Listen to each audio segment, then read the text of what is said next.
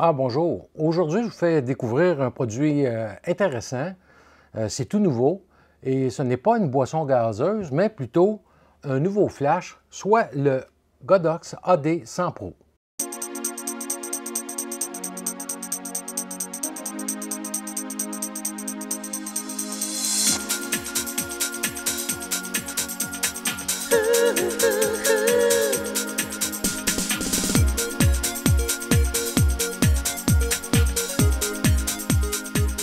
Alors bonjour, ici Jean Sinette du studio Photomod à Québec.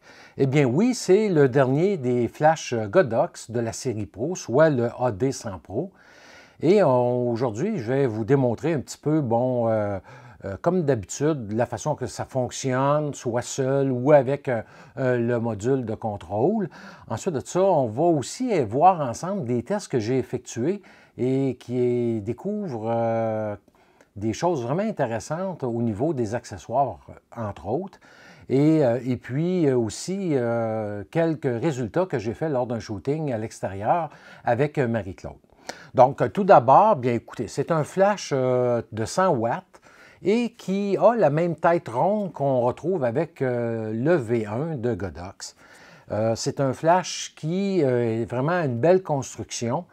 Il peut fonctionner autant en TTL qu'en HSS, en haute synchronisation. Et la particularité, bien, c'est vraiment son poids et sa dimension. Donc, très petit et vraiment compact. Et pour moi, en tout cas, je vous le dis dès le départ, ça va être vraiment un bel ajout à mon arsenal, entre autres avec le AD300 Pro, lorsque j'ai à faire des shootings à l'extérieur et que je veux apporter de l'équipement sans trop être chargé. Alors, au niveau des spécifications, bien, tout d'abord, comme je vous disais, c'est un flash de 100 watts compatible avec le TTL. Il va être également compatible avec les systèmes de Sony, Canon, Nikon, Panasonic, Fuji, Olympus et Pentax. Également, c'est un flash qui va se recharger lorsqu'il est utilisé à pleine puissance avec un délai de 1,5 secondes, donc très raisonnable. Et la pile permet 360 éclairs à pleine puissance avec la pile qui est pleinement rechargée. On va avoir également une puissance qui est réglable de 9 stops, soit par incrément de 1 dixième jusqu'à une puissance de 1 pour 1 à 1 256e de sa puissance. La stabilité de la couleur est vraiment bonne. Écoutez, j'ai vu aucune différence, là, autant lorsque je travaille à pleine puissance ou à basse puissance. Et également, bien, on va avoir une lampe pilote ici à l'avant, un peu comme le V1. Et je vous dirais qu'au niveau puissance, c'est à peine plus puissant là, que celle qu'on a avec le V1.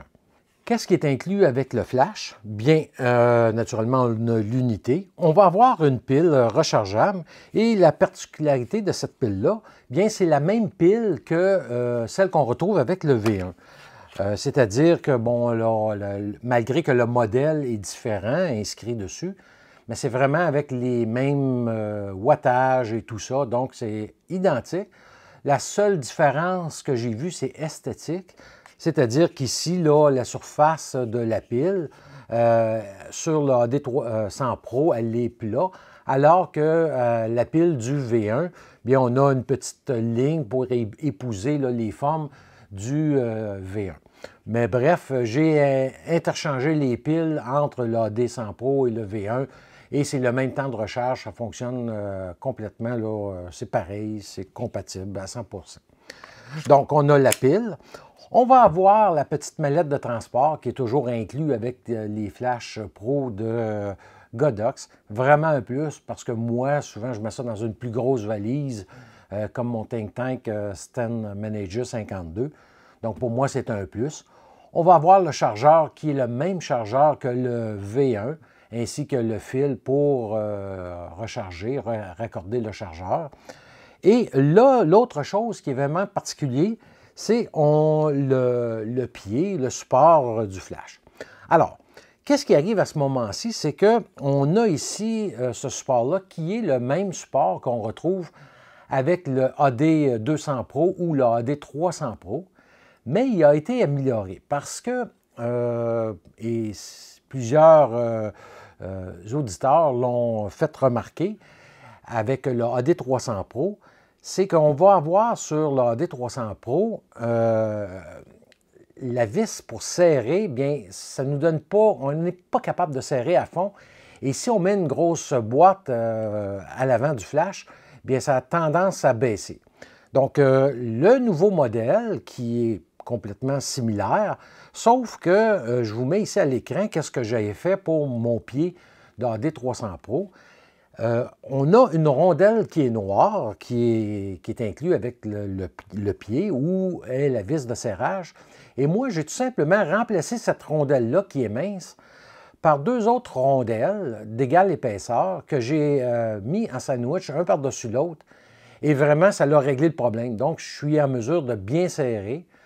Et on peut également, si on n'a pas deux rondelles, en prendre seulement une, mais une plus épaisse, comme celle qu'on retrouve sur le nouveau support, la nouvelle version, si on veut. Donc, la rondelle qu'on a ici est beaucoup plus épaisse et permet vraiment de mieux serrer. Également, le levier de serrage ici, sur le nouveau modèle, il est plus grand, donc on a une meilleure prise pour pouvoir serrer. Bref, moi, qu'est-ce que j'ai fait en ayant le AD300 Pro et maintenant le AD100 Pro? Bien, tout simplement, j'ai interverti les pieds. Maintenant, le nouveau pied, je le mets avec mon AD300 Pro parce que lui, je vais vraiment mettre des boîtes beaucoup plus grosses destinées. Et celui-ci, bien, je vais garder le pied que j'ai modifié. On va aller voir ensemble le fonctionnement en détail. Donc, je vais vous montrer le fonctionnement du flash seul, ainsi que le menu. Et après ça, comment fonctionner avec le X Pro. On va voir maintenant les boutons du AD100 Pro. Donc, on a le bouton de mise en marche ici. Donc, on appuie dessus et avec la molette principale, on tourne vers le bas pour débloquer le flash. Ici, on va avoir toujours avec la molette principale, c'est ici qu'on va venir régler la puissance du flash. Là, il y a deux façons de le faire, soit par dixième de puissance, comme ça ici, ou si je veux monter d'incrément complet. Donc, qu'est-ce que je fais? C'est qu'au lieu d'avoir à dérouler en passant par toutes les dixièmes de puissance, je vais appuyer sur la molette et je vais rouler en même temps. Donc, ça va me permettre de passer directement au dixième de puissance sans avoir à passer par les fractions de puissance. Donc, c'est beaucoup plus rapide. Donc, on appuie et on roule, donc c'est très rapide. Ce bouton-ci, c'est le bouton pour la lampe pilote ou le modeling light. Donc, j'appuie une fois et le modeling light va s'allumer. Si je veux régler l'intensité du modeling light, je rappuie et je tiens enfoncé le bouton. Et à ce moment-là, on va avoir l'intensité lumineuse du modeling light qui peut être réglée. Et mon modeling light est toujours allumé. Je rappuie ici aussi également pour le fermer si je veux. Le bouton menu qu'on va voir ensemble un petit peu plus loin en détail. Le mode, c'est ici que je viens régler le mode du flash. Présentement, je suis en mode manuel, en multi-flash, c'est-à-dire plusieurs coups d'éclair pour une même photo, et le mode TTL. Je reviens en mode manuel. Ici, on va voir le groupe et le canal. Donc, pour changer de groupe, bien qu'on a présentement le groupe B, bien, je fais tout simplement appuyer sur le bouton et on va avoir le choix entre les 5 groupes pour assigner le flash.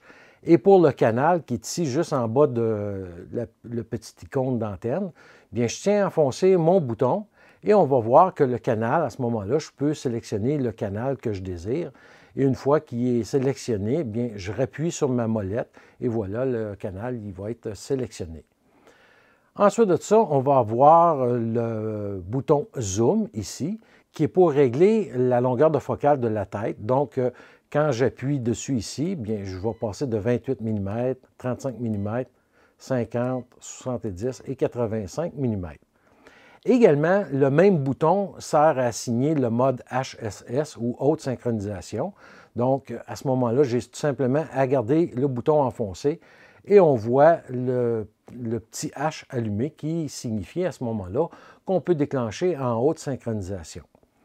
Je vais appuyer sur mon bouton ici pour enlever le mode HSS. Voilà. Le bouton test éclair. Voilà. et on revient au bouton de mise en marche du flash. On va aller voir maintenant le bouton menu. Donc, on appuie une fois dans le bouton menu et ici, on va avoir tout d'abord pour régler si on va avoir le bip sonore ou non. Le bip sonore, lui, sert à nous indiquer lorsque le flash est rechargé totalement. Donc, je vais venir ici, vous allez voir, je vais le remettre à 1 pour 1 et je vais déclencher le flash. Vous allez voir qu'au bout de 1 seconde et demie, le flash va biper pour dire que la charge a refait sa pleine charge. Aussitôt que je vais baisser ma puissance, le moindrement, vous allez voir que la recharge est quasiment instantanée. En passant, vous voyez mon indicateur de pile?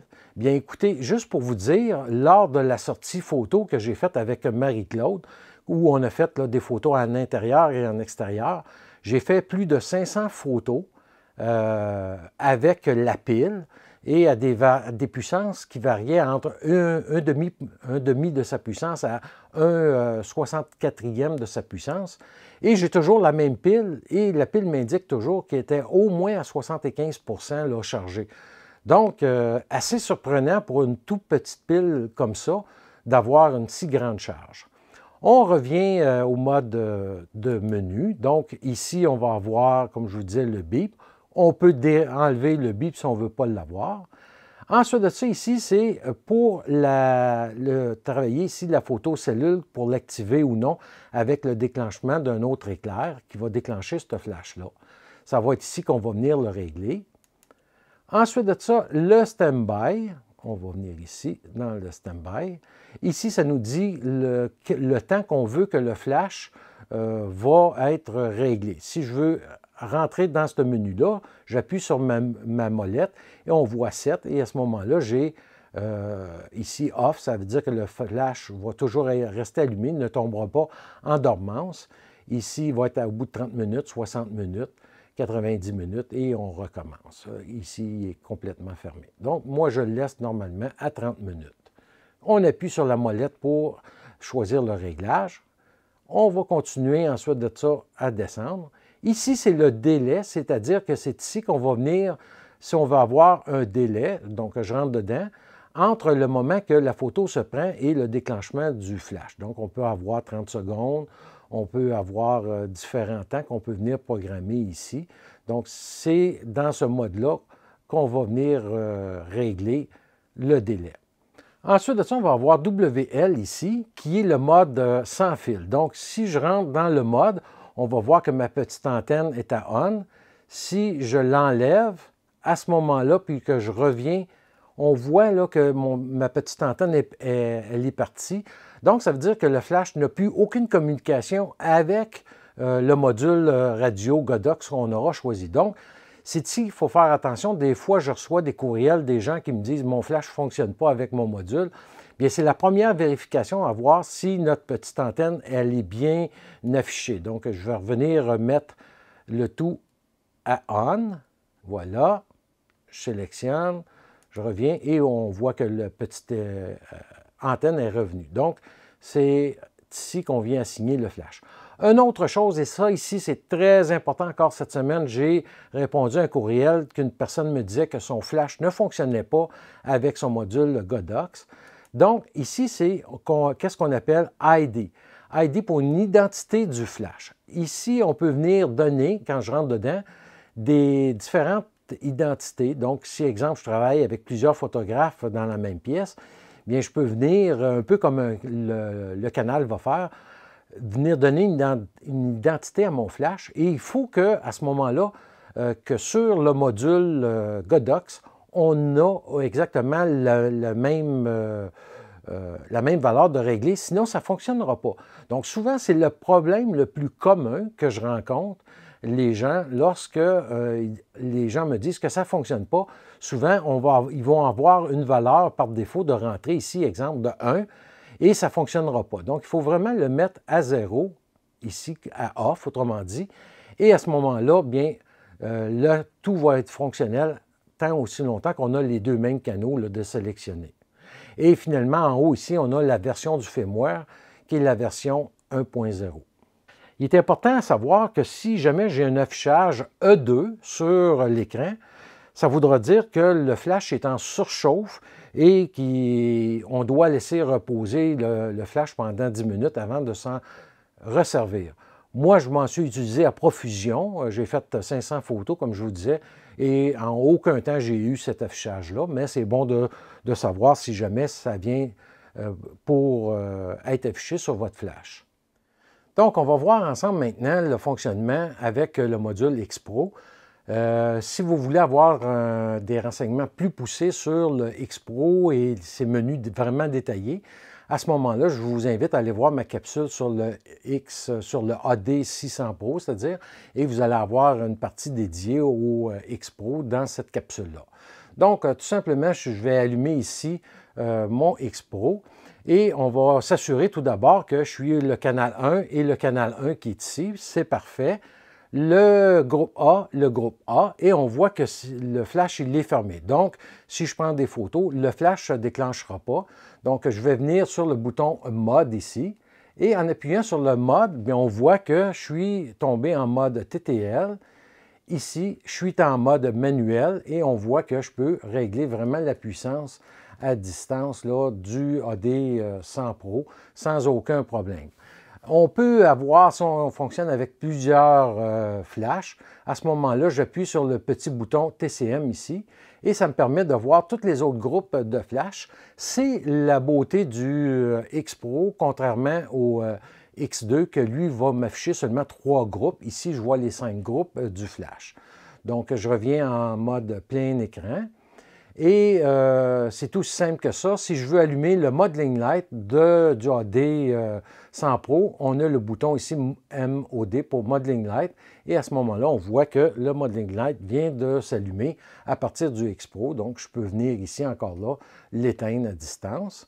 Pour enclencher le mode HSS, bien ici, j'ai tout simplement à peser sur le bouton Sync et à ce moment-là, la synchronisation haute vitesse vient d'être engagée. Ensuite de ça, on va avoir le petit bouton de zoom. Donc, c'est ici que je peux venir régler la tête. On voit ici zoom à 35 mm. Donc, en appuyant dessus et je peux venir régler. On en voit que ça suit vraiment. Un autre petit truc également avec le X-Pro, si on veut, par exemple, on n'a pas de pose-mètre et on place nos flashs et on ne connaît pas trop à quelle puissance que le flash va travailler, qu'est-ce qu'on peut faire à ce moment-là? On va passer en mode TTL. Là, ici, pour les fins de la présentation, je n'ai pas de caméra de rattacher, je vais le faire manuellement, mais normalement, on prendra une photo. Donc, on prend la photo, le TTL va lire l'intensité du flash. Et à ce moment-là, encore là, je ne connais pas quelle était l'intensité que le mode a réglé le flash. Donc, qu'est-ce qu'on fait? On vient appuyer sur le bouton TCM en le gardant appuyé, enfoncé. Et à ce moment-là, le flash, c'est-à-dire le module, va nous indiquer à quelle puissance, quel niveau de puissance que le flash a été réglé. Et à partir de là, bien, on peut venir ajuster manuellement si on veut être plus fort ou moins fort la puissance du flash. Donc, c'est un petit truc là, vraiment plaisant lorsqu'on n'a pas de pose-mètre et qu'on veut avoir une bonne lecture avec la lumière ambiante. Bien, c'est un petit truc qui est bon à savoir. Dernière chose que j'aimerais vous parler également, comme je vous expliquais tantôt, le ID dans le menu, bien ici, il faut vraiment venir s'assurer la même chose, c'est-à-dire que lorsque je vais aller dans le menu, ici, excusez, bien, je vais venir sous ID, on va venir chercher ID, voilà ici. Et il faut que ça soit fermé également ici à Off. Donc, si je reviens dans mon menu ici, comme tantôt que j'ai fait, je rentre dedans, je vais sélectionner un, disons, voilà, et vous allez voir qu'il n'y a plus rien qui fonctionne. Il n'y a plus de communication parce qu'on a changé le ID. Donc, c'est le problème, je vous dis, c'est le problème le plus courant qu'on rencontre, c'est cette fonction-là qui est engagée. Donc, s'assurer, je reviens dans mon menu, je rentre de ID, je vais le mettre à Off, et s'assurer que les deux soient vraiment à Off. Et à ce moment-là, je vais sortir du menu ici, voilà, je Je vais me mettre en mode manuel. On va mettre une puissance moindre pour que ça soit moins dur. Et vous allez voir que là, maintenant, ça fonctionne. Donc, c'est vraiment un truc à aller voir là, qui est vraiment important. Et un dernier truc également, vraiment important, dans le menu du X Pro ou du X2, on retourne dans le menu, c'est la distance. On va voir ici. Vous voyez, moi, je suis de 0 à 30 mètres. Et ça, c'est important de le garder de 0 à 30 mètres dans la majorité du temps parce que si mon module est trop proche du flash, si j'aurais sélectionné de 1 à 100 mètres, bien, je vais avoir des misfires ou des déclenchements à blanc que le flash ne déclenchera pas parce qu'ils sont trop près l'un de l'autre. Donc, vraiment, lorsqu'on est dans la majorité des situations jusqu'à 30 mètres, c'est préférable de toujours conserver ce réglage-là de 0 à 30 mètres et au besoin, si on dépasse le 30 mètres, là, à ce moment-là, de venir chercher le 1 à 100 mètres. Donc, c'est ici, là, c'est une autre chose qu'on rencontre souvent comme problème, que les gens disent, bon, bien, mon flash ne déclenche pas, je suis en studio. Bien, c'est ça, c'est qu'on est dans un environnement des fois petit comme mon studio et ça ne fonctionnera pas. Donc, par défaut, mettez-les de 0 à 30 mètres et je vous le dis, vous n'aurez pas aucun problème là, de déclenchement à blanc. Donc, c'était un petit peu le fonctionnement avec le X Pro et le X2 fonctionne de la même façon. Maintenant, je vais vous présenter quelques accessoires que je me sers couramment avec mes flashs Godox. Tout d'abord, bien, comme je vous expliquais, le support S2 de Godox, bien, lui, il permet de pouvoir mettre le AD100 Pro, le V1, le AD200 Pro ainsi que le AD300 Pro qui n'ont pas la monture Bowens et de pouvoir venir à ce moment-là adapter des modificateurs à monture Bowens. Comme par exemple ici, j'ai le réflecteur standard, donc je peux vraiment venir à ce moment-là installer mon réflecteur. Je peux aussi également avec la pince ici venir mettre plus profondément dans le réflecteur le flash ou le retirer. Bref, vous allez voir que ça a une influence sur la lumière.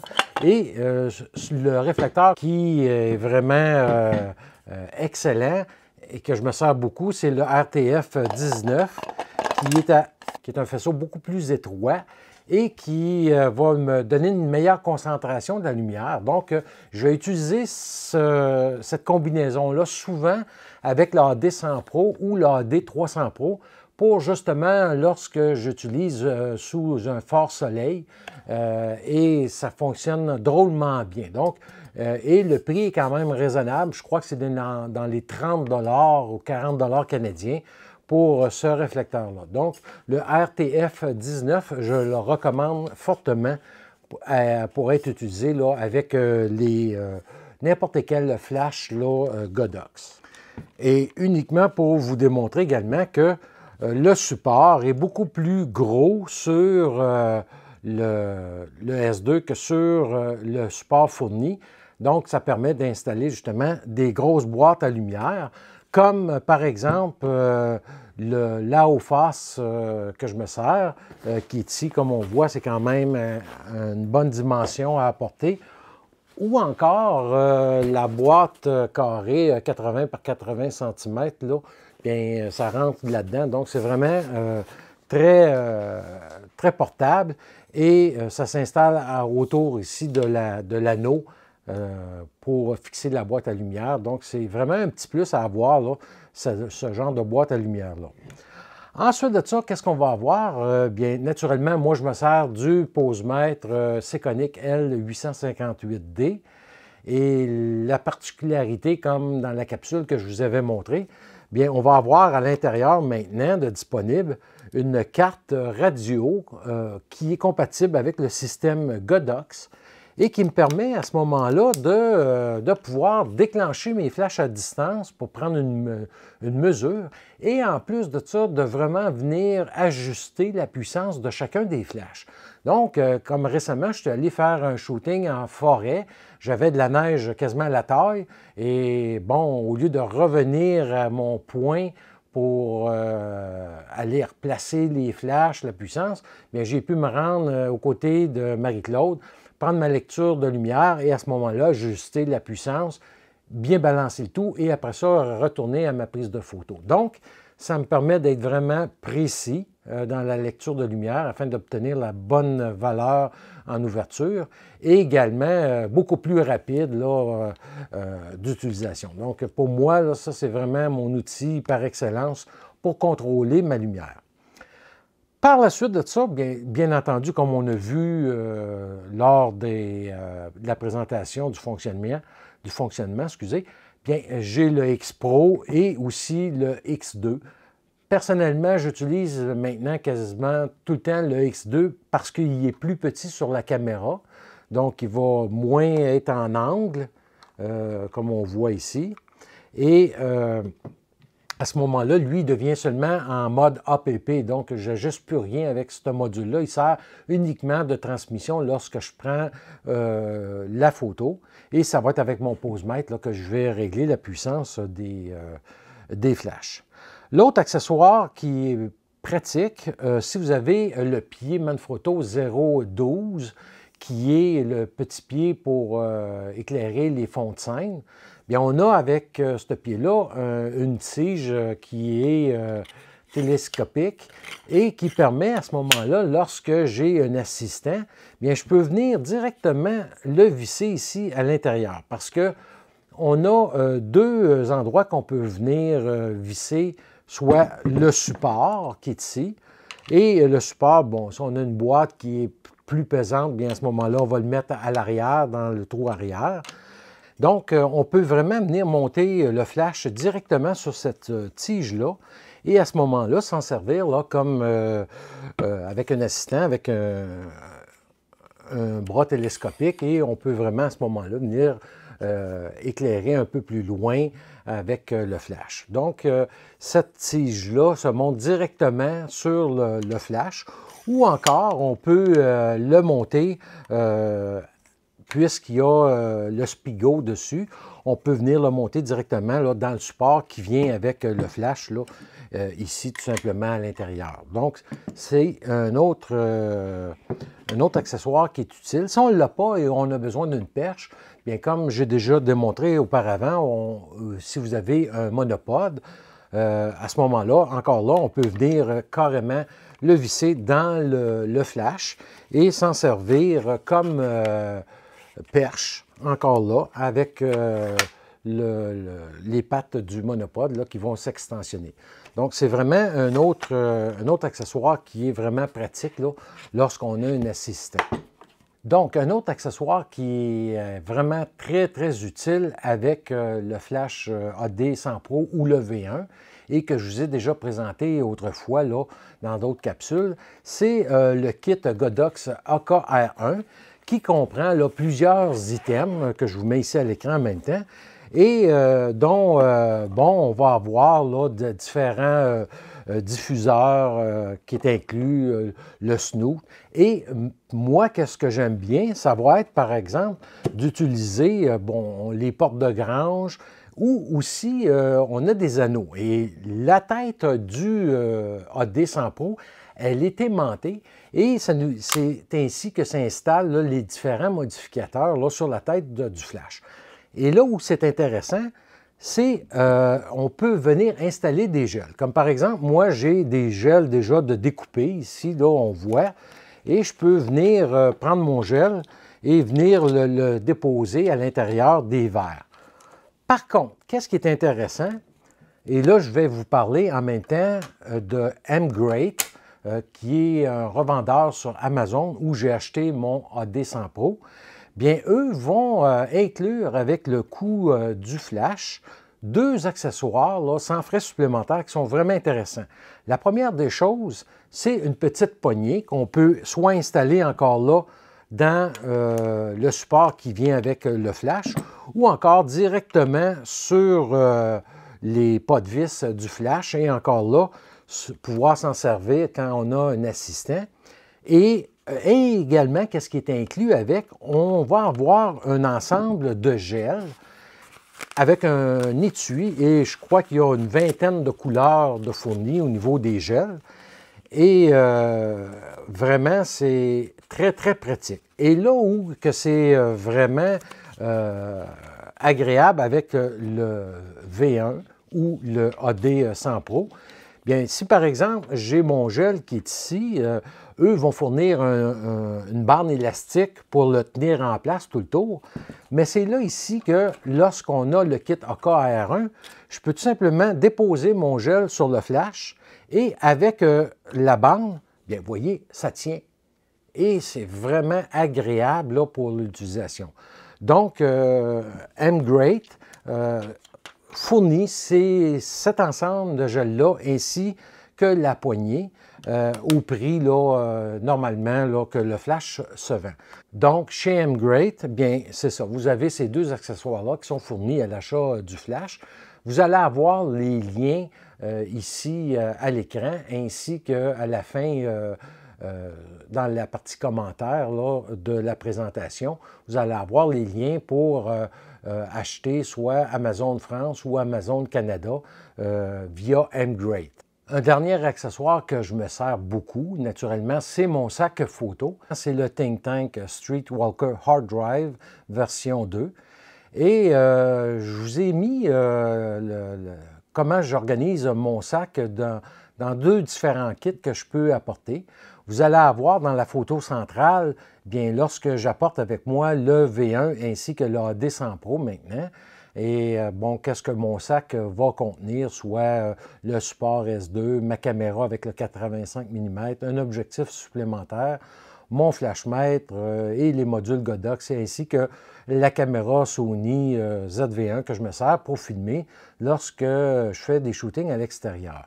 Et dans la photo de droite, je vous dirais que c'est vraiment à 95 la configuration de mon sac et mon équipement que je vais apporter, soit à ce moment-là le Godox AD 300 Pro avec le AD 100 Pro, ainsi là, que le reste des autres accessoires qu'on retrouve dans la première configuration.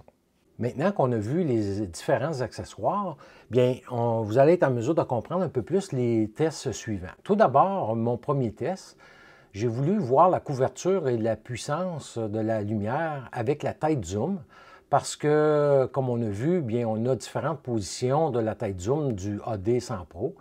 Et voici le résultat des tests. Donc, j'ai placé mon posemètre à 3 mètres de distance de l'avant du flash et le flash était à pleine puissance et à 100 ISO. Donc, à 28 mm, j'ai obtenu F9 et ensuite de ça, 35 mm, 50 mm et finalement à 85 mm où j'ai obtenu F10.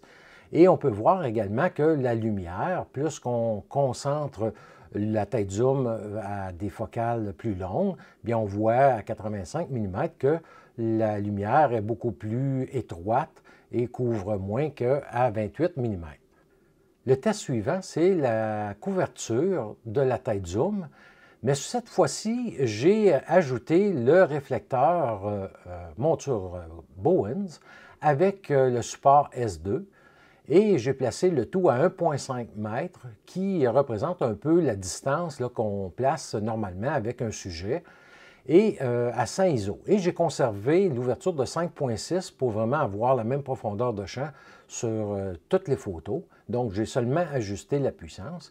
Et on peut voir là les différences de couverture entre 28 mm et 85 mm. Et on voit qu'encore là, à 85 mm, la lumière devient un peu plus étroite qu'à 28 mm.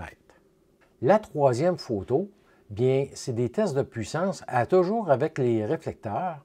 Et c'est ici qui est vraiment un plus. Et comme je vous expliquais tantôt lors du survol des accessoires, bien, on va voir que toujours les tests à 3 mètres de distance entre le posemètre et le flash à la pleine puissance et la tête zoom à 35 mm.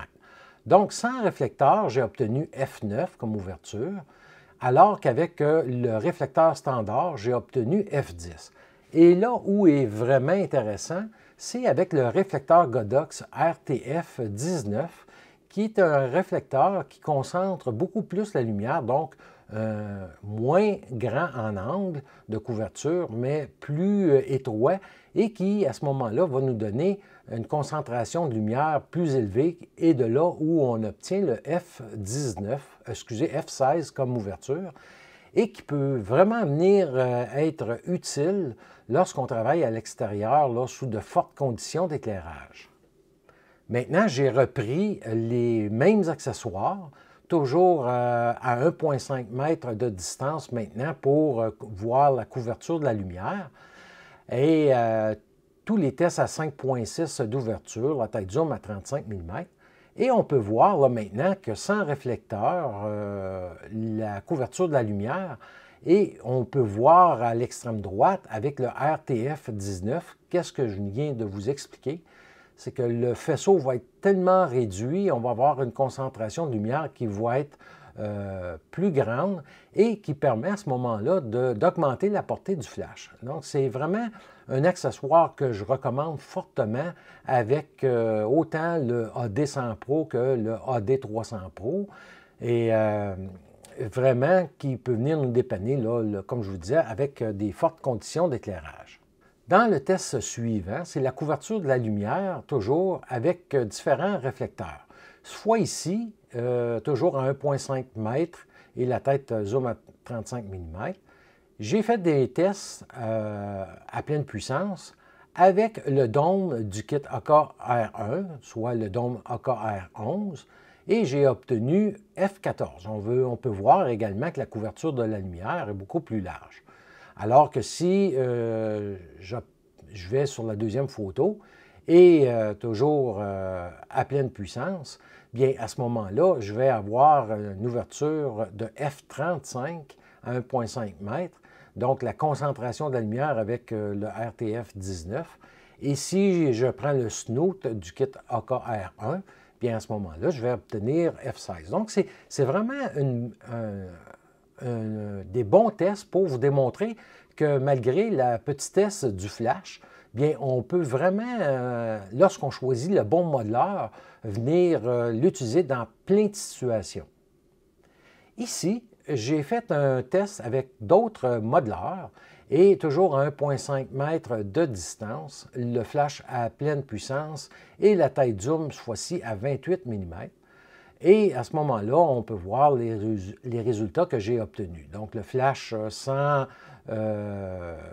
modeleur dessus, j'ai obtenu F18 à 5 ISO, alors qu'avec le dôme, j'ai eu F14. Et là où ça devient intéressant, ça va être avec un parapluie réflecteur qui était intérieur blanc et extérieur noir de 104 cm.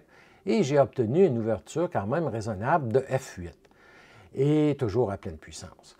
Et finalement, mes deux derniers tests avec des boîtes à lumière. Donc, j'ai utilisé la boîte Laophas dite profonde, parabolique, de 90 cm, avec les deux diffuseurs, soit interne et externe, et j'ai obtenu quand même une ouverture de F9. Donc, vraiment excellent et qui démontre qu'on peut vraiment utiliser quand même des bonnes boîtes de dimension avec ce petit flash-là. Et même chose, une boîte qui est vraiment bien appréciée chez les débutants surtout, bien, on va avoir la boîte carrée qui est flexible, qui se rétracte de 80 par 80 cm, avec les deux réflecteurs, soit internes et externes, et j'ai obtenu, là, à pleine puissance, une ouverture de F8. Donc, ça vous démontre vraiment encore là que ce petit flash-là est quand même et ça démontre quand même que ce petit flash-là a quand même une belle puissance qu'on peut utiliser avec différents boîtes à lumière et parapluies. Dans la prochaine photo, j'ai voulu comparer maintenant directement avec le V1, le AD100 Pro. Et comme je vous disais au départ, bien écoutez, le poids est similaire, mais ce sont les dimensions qui en font un atout pour le AD100 Pro. Le temps de recharge à pleine puissance est de 1,5 secondes pour les deux flashs. Dans la prochaine photo, j'ai comparé tous les flashs de la série Pro, sauf le AD1200 Pro. Et pour vous montrer la dimension et le poids comparativement avec le AD100 Pro.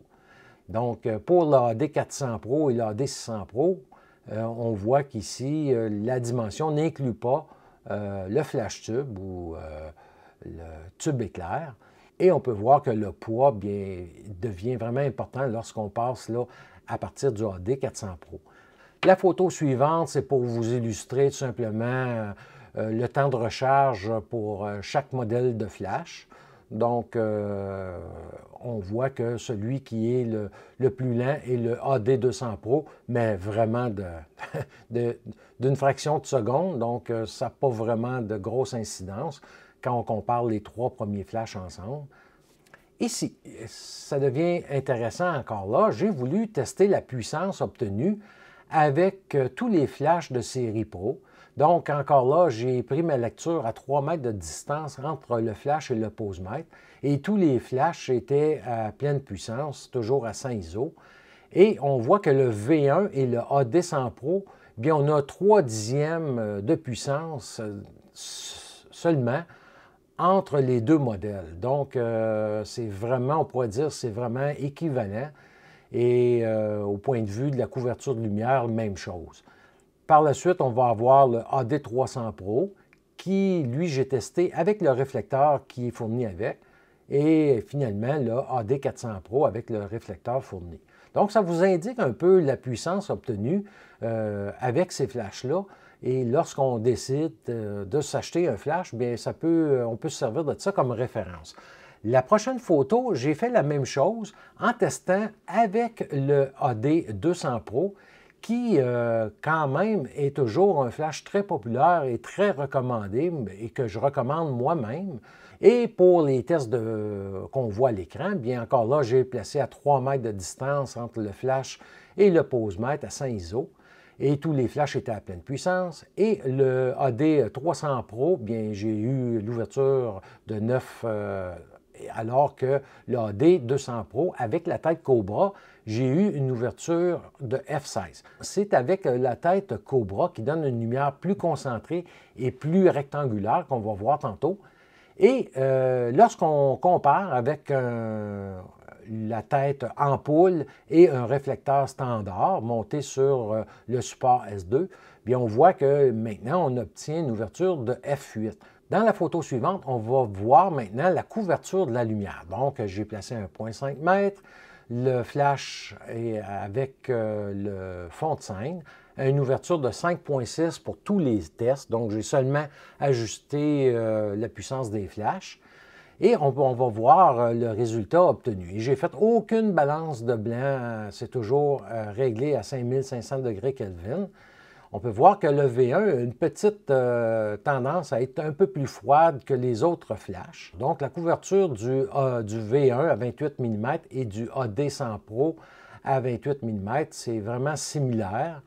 Et si je passe au AD300 Pro avec le réflecteur fourni, bien là, on voit qu'on a vraiment plus une couverture de lumière qui est beaucoup plus large qu'avec les flashs à tête ronde.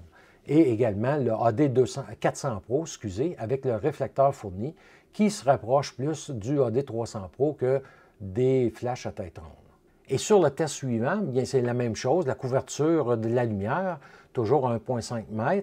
Et là, avec le AD200 Pro, mais en ayant mis la tête Cobra, comme on a vu tantôt, où on obtenait une puissance accrue, bien on voit l'explication ici par la concentration de la lumière, et une lumière qui est beaucoup plus rectangulaire qu'on va retrouver avec le AD100 Pro. Et si je mets la tête ampoule avec le réflecteur standard, bien là, on voit qu'on a une couverture vraiment plus grande. Donc, ça vous indique vraiment les différences avec le AD200 Pro et ses différentes têtes. Et le dernier test, c'est non le moindre, bien, bon, on m'avait déjà parlé à savoir si le AD100 Pro allait avoir un modeling light ou une lampe pilote plus puissante. Eh bien non, c'est quasi identique. Dans la colonne centrale, bien, j'ai placé à 100 ISO et à 1/125e de seconde et pour voir l'ouverture que j'ai obtenue. Donc, on voit que le V1 et le AD100 Pro, bien, c'est vraiment très, très proche. Et si je compare avec le modeling light du AD300 Pro, qui va être un peu plus puissant, mais par contre, il va être beaucoup plus large qu'en faisceau, en couverture de lumière avec la lampe pilote qu'on retrouve avec le V1 et le AD100 Pro. Dans la dernière colonne, bien, j'ai fait un test en sélectionnant sur le boîtier manuellement la vitesse d'un 125e de seconde et une ouverture d'1.8, alors que sur mon posemètre, bien, j'ai mis les ISO en automatique. Et j'ai obtenu avec le V1 une lecture de 1250 ISO, avec l'AD100 Pro de 800 ISO et avec l'AD300 Pro de 800 ISO également. Et finalement, bien, pour comparer le prix, bien, je vous ai mis tous les modèles ici avec le prix. Et on peut voir, entre autres, exemple, si le AD200 Pro, on désirait avoir la tête ronde, bien, il faut rajouter un 100 $ aux 470 $ du AD200 Pro. Et bon, comme vous voyez, pour moi, ça demeure quand même vraiment un bel achat, le AD100 Pro. Lorsqu'on compare avec le V1, il y a 30 $ de différence. Donc, ça devient vraiment ici une question de besoin, à savoir si on a besoin d'un flash Cobra ou plutôt d'un flash de style studio. Maintenant qu'on a vu les tests et accessoires sur le AD100 Pro, on va aller voir ensemble un petit shooting que j'ai fait avec Marie-Claude à l'intérieur et également à l'extérieur. Donc, vous allez être en mesure de voir là, des différents modeleurs que j'ai utilisés ainsi que le résultat obtenu et on revient en studio par la suite. On passe maintenant au côté pratique avec le AD100 Pro. On va faire une première partie, je suis avec Marie-Claude comme toujours, puis on va faire une première partie ici à l'intérieur avec le flash. Je vais avoir, comme on voit en arrière ici, le modificateur, le Beauty Dish qui est de Easy Glow. Et je vais aussi me servir du flash avec les modificateurs qu'on retrouve dans le kit AKR1. Donc, vous allez voir un petit peu au fur et à mesure la façon qu'on va faire ça ici. Et par la suite, on va aller à l'extérieur.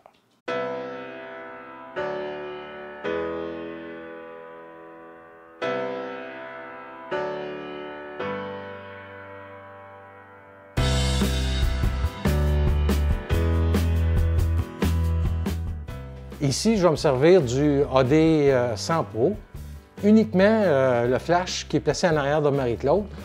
On a de la lumière qui rentre par une fenêtre, ici par une porte patio. Donc, je vais combiner les deux. On va voir ensemble qu'est-ce que ça donne.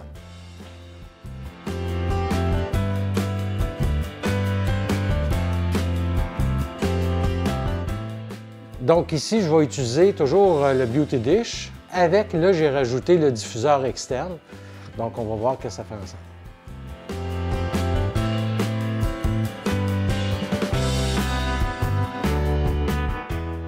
Bon, ici, j'utilise l'AD100 Pro avec l'accessoire des portes de grange que je vais faire sortir la lumière par la porte ici. Et on va voir qu'est-ce que ça donne avec Marie.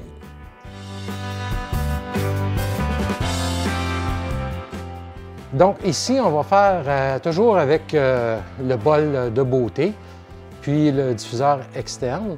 Je vais balancer avec la lumière du jour qui est en arrière, puis je vais venir compenser avec le flash. Donc on va voir un peu travailler en contre-jour, qu'est-ce que ça va donner.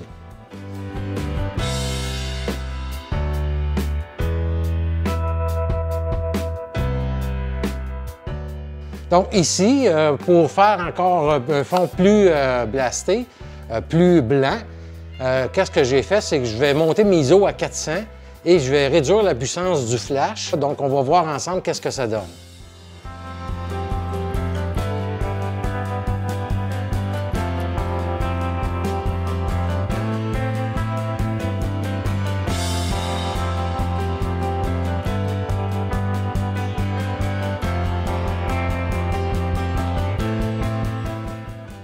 Donc, ici, on a un petit fond de neige. On va faire, avant de quitter, avec toujours le flash et le Beauty Dish. Et avec le fond, on va voir qu'est-ce que ça va donner. Je vais le faire autant en lumière écrasée qu'en lumière ambiante.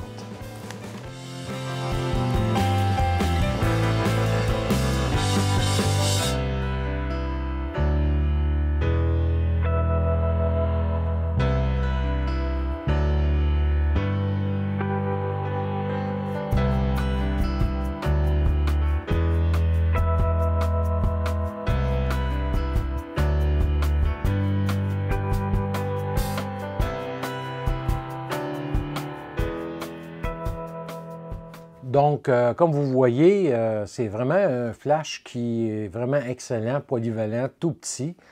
Comme je vous ai expliqué lors de la présentation des accessoires, je recommande aussi l'achat du support S2 parce que lorsqu'on veut mettre des boîtes à monture Bowens, à ce moment-là, ça nous le permet. Et aussi, le support du S2 est beaucoup plus gros, plus robuste que le petit support qui est fourni avec. Donc, c'est vraiment un plus d'avoir cet accessoire-là. Et pour moi, c'est vraiment un plus. Écoutez, ça fonctionne en TTL, 1,5 secondes de temps de recharge. Pendant le shooting que j'ai fait avec Marie-Claude, écoutez, j'ai fait 500 photos, autant à l'intérieur. On a passé à peu près 1h30 ensemble à l'intérieur. Par la suite, on s'est déplacé à l'extérieur. Il faisait moins 10 degrés Celsius. Je n'ai pas laissé le temps au flash de se refroidir et on est sorti dehors. Ça a fonctionné numéro un. Vraiment là, surprenant au point de vue là, de la robustesse et des caractéristiques du flash là, dans toutes les situations possibles. Donc pour moi, combiné avec le AD300 Pro, comme je vous expliquais, bien, ça me fait un combo vraiment excellent. Est-ce que quelqu'un qui a un V1 doit changer pour aller avec le AD100 Pro? Bien, écoutez, c'est une question de goût et de voir qu'est-ce qu'il y en est. On n'obtiendra pas une meilleure qualité de lumière avec le AD100 Pro qu'on obtient avec le V1. Ça se rassemble. Si on a besoin d'un flash pour faire du reportage qui se monte sur le boîtier, bien à ce moment-là, naturellement, le V1 devient plus avantageux que le AD100 Pro. Et je vous dirais, il faut vraiment connaître ses besoins. Ce n'est pas parce que, bon, on a un nouveau produit qu'on est obligé d'aller l'acheter tout simplement. Mais moi, j'ai évolué avec le système Godox. Et c'est pour ça, entre autres, que, bon, le AD200 Pro que j'ai eu est excellent. Mais le AD300 Pro, lorsqu'il est apparu, répondait plus à mes besoins. Et vraiment, à ce moment-là, pour moi, ça a été c'est mon flash par excellence à l'extérieur. Et maintenant, à combiner avec ce petit flash-là, bien, ça me fait un combo vraiment parfait et très, très portable. Alors voilà, si vous avez des questions, des commentaires, vous pouvez les laisser ici ou encore en venant me rejoindre sur ma page Facebook. Normalement, dans 48 heures, je réponds à vos questions. Donc, d'ici la prochaine capsule, bien, je vous souhaite des bonnes photos et à très bientôt.